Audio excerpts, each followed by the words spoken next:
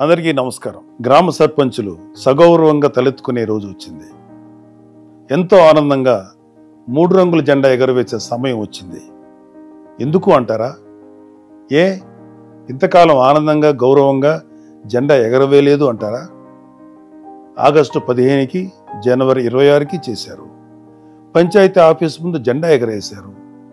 జాతీయ గీతం ఆలపించారు. స్వీట్లు పంచిపెట్టారు. వచ్చిన వాళ్ళకి కాఫీ టీలు ఇప్పించారు. కానీ ఆ జెండా పండుగకు అయిన ఖర్చు కోసం ప్రభుత్వం ఎంత ఇచ్చేదో తెలుసా? 100 రూపాయలు. పెద్ద పంచాయతీ అయితే 250 రూపాయలు అంతే. ఇదేమిటి మరి ఇంత తక్కువ అని మాత్రం ఆశ్చర్యపోవద్దు. 34 సంవత్సరాల కిందట నిర్ణయించిన మొత్తాలని ఈ ఏడాది జనవరి 26 రిపబ్లిక్ డే వరకు ఇస్తూ వచ్చారు. స్వాతంత్ర దినోత్సవానికి రిపబ్లిక్ డేకి అయ్యే ఖర్చుల కోసం ఎంతో కొంత సర్పంచుల జోబు నుంచో అప్పో సొప్పో చేసి కానిచ్చేవారు. అయితే సర్పంచులు సగౌరవంగా జెండా ఎగరవేసేలాగా రాష్ట్రంలో ఎన్డీఏ ప్రభుత్వం నిర్ణయం తీసుకుంది.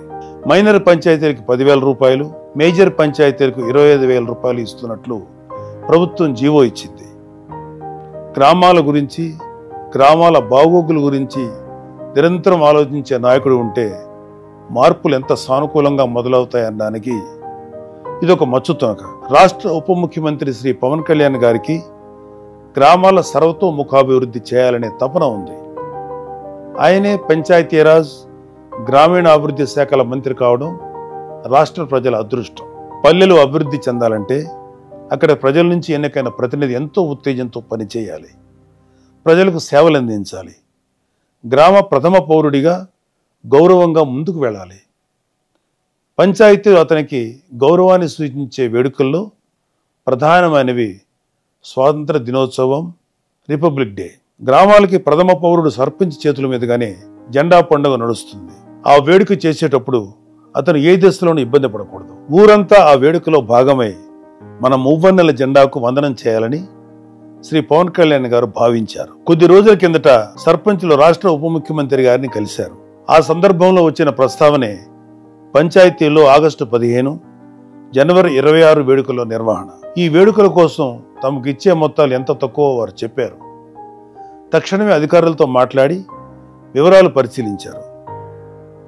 34 ఏళ్ల నాడు నిర్ణయించిన మొత్తాలను ఇవ్వడం భావ్యం కాదని భావించి ఇప్పటి అవసరాలకు అనుగుణంగా 10,000, 25,000 ఇవ్వాలని నిర్ణయం తీసుకున్నారు. శ్రీ పవన్ కళ్యాణ్ గారు తీసుకున్న ఈ నిర్ణయం సహేతుకమైనది. పల్లెల్లో నేటి తరానికి, రేపటి పౌరులకు స్వాతంత్ర దినోత్సవ ప్రాధాన్యం, విశిష్టత తెలియాలంటే 15 ఆగస్టు పండగకు ముందు నుంచే గ్రామాల్లో, అక్కడ పాఠశాలల్లో ఒక ఉత్సవ ఏర్పాట్ల హంగామా ఉండాలి. అందుకోసమే విద్యార్థులకు వ్యాసరచన, క్విజ్, డిబేట్ లాంటి పోటీలు, ఆటల పోటీలను పంచాయతీల ఆధ్వర్యంలో చేపట్టమని చెప్పారు. ఇలా చేయడం ద్వారా విద్యార్థుల్లో ఆరోగ్యకరమైన పోటీతత్వం, మన దేశం కోసం పోరాడిన స్వాతంత్ర సమరయోధుల త్యాగాలు తెలుస్తాయి.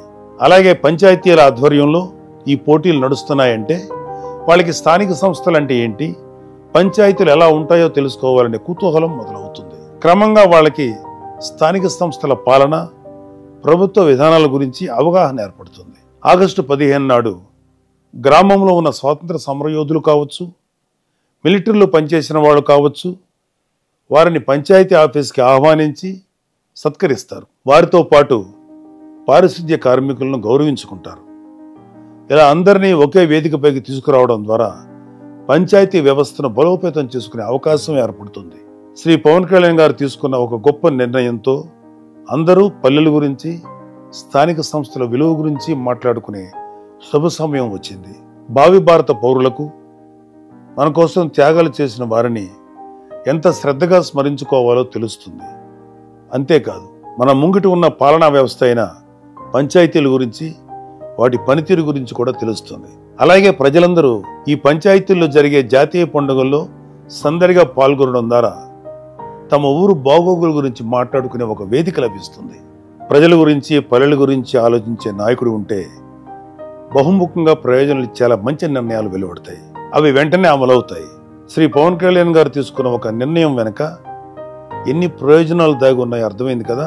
ఖచ్చితంగా ఆంధ్రప్రదేశ్ రాష్ట్రంలో 13,326 గ్రామ పంచాయతీలకు మంచి రోజులు వస్తున్నాయి. ఈ రోజు వచ్చిన జీవో అందుకు మొదటి మెట్టు.